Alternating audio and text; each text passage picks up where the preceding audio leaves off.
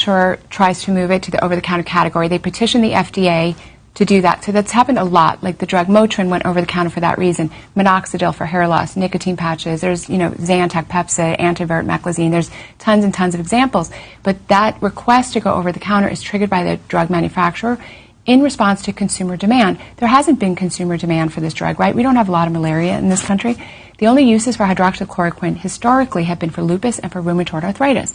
So nobody was begging for this drug. Now all of a sudden people are begging for it. And so we just want to get it over the counter.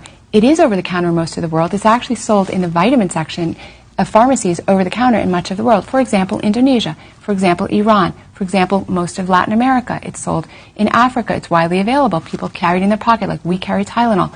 We just didn't have that kind of demand, so it's not over the counter. It's certainly not over the counter because it's not safe. It's much safer than Tylenol, aspirin, and Motrin. That would be very shocking for your listeners to hear.